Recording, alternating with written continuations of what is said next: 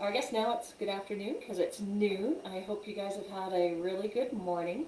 As promised, this presentation will be quite a bit shorter than last evening's presentation. So today what I'm going to be showing you for lunch is Gord's and my go-to lunch for either taking for lunch or eating in home. And it's called the Build Your Own Salad or Nourish Bowl.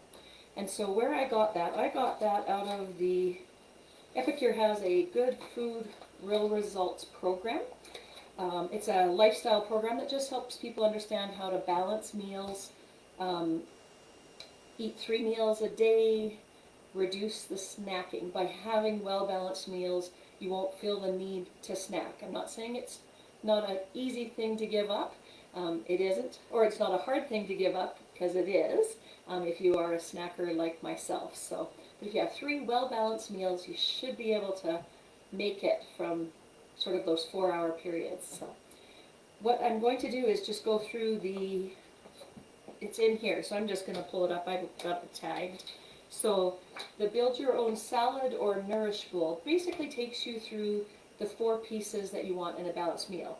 You're going to have veggies. These are the perfect portion scoops that Epicure provides. So the veggie scoops, a portion size is actually 2 of these. So if you're not a vegetable eater or a fruit eater, this is probably the hard thing for a lot of people. So you're going to need 2 of these. You're going to need a protein, and that can be meat if you want. It can be beans. It can be tofu. It could be, what other kinds of proteins? It could be a protein shake mix. It could be cottage cheese. It could be all different kinds of things, but protein. And then carbs or grains. You'll notice this cup, when you compare it to the veggie cup, substantially smaller. And I would say this is probably the hardest thing for most people. So grains, you just want 1 of these. Well, you get actually 5 of them over the course of the day. But it can be anything from quinoa to rice to lentils, potatoes, that's corn, those kinds of things. It's sort of a smaller scoop. And then your oils, your healthy fats. So that'll be the salad dressing. So today, rather than spend the time like I did last night in showing you how to cook all the meats, I'm going to grab it out of the fridge. I actually prepared just more of the chicken souvlaki last night. So normally, I wouldn't be doing this multiple times. If anybody knows me, I will often buy a flat of the chicken from Costco, and I will cook it up. Let's say there's 10 chicken breasts in one of those flats. I might do 3 of them as souvlaki, 3 of them with just the Montreal chicken. Some might be spiced with the fajita seasoning. And then I just chop them all up, portion size them up, pop them in the freezer or in the fridge, and then I can just pull them as I need them. So I have this, made it up just like I did last night in the steamer with souvlaki and red peppers, and then I drizzled it with the lemon juice. So we have our protein. So that's this cup. Veggies. I've just chopped up some peppers and some lettuce and some cucumber because I'm still kind of going with the Greek theme. The salad dressing from last night, I did top it up a little bit just so I had a little bit more, but we have the Greek dressing, which was just the red wine vinegar and olive oil and the seasoning. And they're all in the jars. And then the quinoa. This is a tip. So a lot of you mentioned when I did the poll for what's your biggest dilemma when it comes to cooking, meal prep was one. So one of the recommendations in this plan, and pretty much anything you'll read, is have a prep day. Make a big batch of something, split it all up, and then just store it in your fridge so you can just pull it out. So basically you're doing your cleaning when you get home from the grocery store, you're chopping, you're cooking, all those kinds of things all at once. So it's not like every day you get home and you're like, oh, I don't want to have to clean up again. Don't want to have to do the dishes again. Don't want to have to do all these things. So prep bowls, I know I talk a lot about these whenever I see people. So they actually have the measurements on the side. So 1/4 cup, 1/2 cup, 3/4 cup, and a cup. So you can either use the scoop out of a big bowl, or you can use prep bowls. Either works. So we have them all in the 1/2 cup. I will mention, though, like the rice, a very simple way to make quinoa in the multi-purpose steamer. You're basically going to do it just like the rice. So 2 parts water. Rice, you might want to put a little bit more water, but 2 parts water, 1 part quinoa. So I put 2 cups of water, 1 cup of quinoa. I threw in some chicken broth because I really like that flavor on our quinoa. This time, rather than putting the tray on top and leaving the lid off, you put the lid on, pop it in the microwave. 12 minutes later, you've got your quinoa. So if you happen to be online, say hi. If you have any questions, let me know. So what I'm going to do is I'm just going to show you how I pull this together. Also, the other little tip I will say is, here is what I do. I'm going to put this out of the way just so I don't get it all over my book.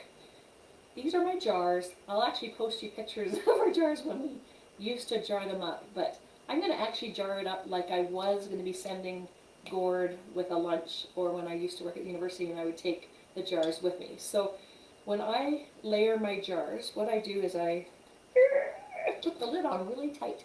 So what I'm going to do is pop the quinoa in there. So I'm going to just grab a spoon. So, and the reason why I put the grain on the bottom is because when you put the dressing on and it drizzles through, it tends to get caught on the grains, and then that way you're not leaving any of your healthy fats in the jar. So we're just going to put the quinoa in here.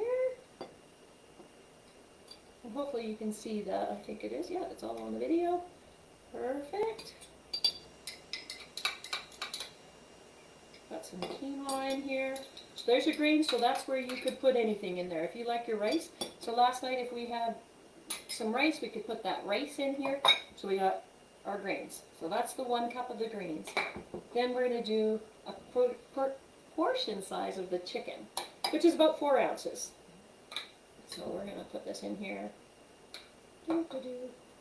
Sometimes I actually will even measure it out because I have that little weigh scale that I use in my kitchen. So it's a pretty sizable bit of meat. So, and that's why if you have a good balanced meal, you can actually go from meal to meal without having to snack. So, or not, yeah.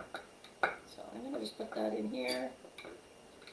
You can get some jars that have got a bit wider mouths, or you can just put it in any jar. And again, I could plate it out, which is what we would be doing right now because we're both staying home.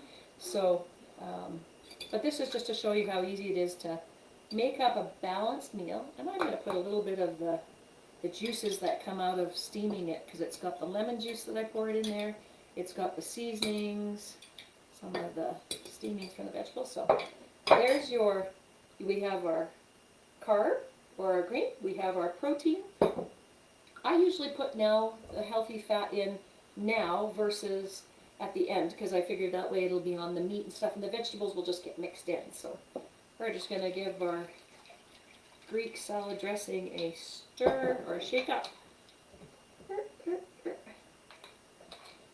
And we're going to, whoops, put the tablespoon in there. So now you'll see that it sort of kind of drizzles down and it'll collect in the quinoa. So some people don't like that because they feel like it's all flavored in the quinoa. What you could do is just put your little salad dressing in a separate little container.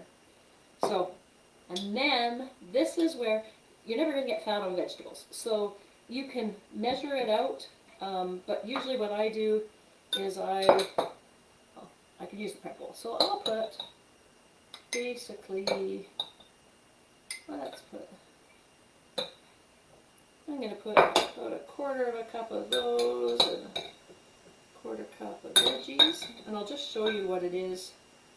So there's roughly 3/4 cup here, and in the veggie taker, I'll just, I guess there's a comment, but I'll just put this in here. So that's one serving of the vegetables. So I'm going to just throw that in there. I'm going to take a quick peek because Gord just mentioned that there's someone online. So if I can see the comment. Okay. I don't know why I can't see comments. Maybe I'll just, I can't see the comments right now, so I'll just ask Gord what the question is from someone. Question from Joyce. Do you need to cut up your chicken when you cook it in the microwave, or can you cook a whole chicken breast? No, actually, so I cooked this up similar to how I did last night and cut it up, but often when I do it, I put in, and I will actually do it in the bigger steamer, because I'll just put like 3 chicken breasts. So what I do though with the chicken breast is I do it for about that 3 minutes, and then I will sort of flip it over just to make sure it's sort of cooking all the way through. Although you don't have to do that. You can cook a whole chicken in this and not flip it or anything. So nope, you don't have to do that. And actually that's how I often will do it, because then it keeps all the moisture in the chicken, and when you cut it up it's just spectacular. So great question. Thanks for asking. And if there's any other questions, feel free to post them, and I guess my husband will have to ask me because I'm not seeing them on my screen. So, and then I just jam lettuce in here. Because can you ever have too much lettuce in a salad? Maybe, but so there you go. There is a balanced meal that I will like make 4 to 6 of them at the beginning of a week, and I will throw them in the fridge. All he does is take a bowl with him. You just drop it all out, mix it up with a fork, and eat it. It's not meant to be eaten out of the jar, because as you see, you would just be eating vegetables. There's not a lot. I guess you could mix it up as much like this, but it's not the same as pouring it out into a jar. So that's how I do my quick and easy jar, well-balanced, nourished salads and Nourish bowls. That's what they're called. So just some other ideas.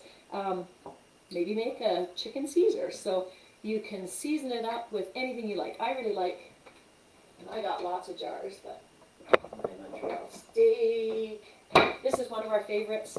So Montreal steak. So do up your chicken with a Montreal steak, chop it all up, make a little bit of Caesar salad dressing, mix it up with your vegetables, and then top with our Better Than Bacon topper, which is amazing. It's actually pinto beans, but they have the flavor and the crunch of bacon bits, which is amazing. Another idea, how about fajita? You can either do chicken, you could even do hamburger, you could do steak, and then do a creamy ranch dressing.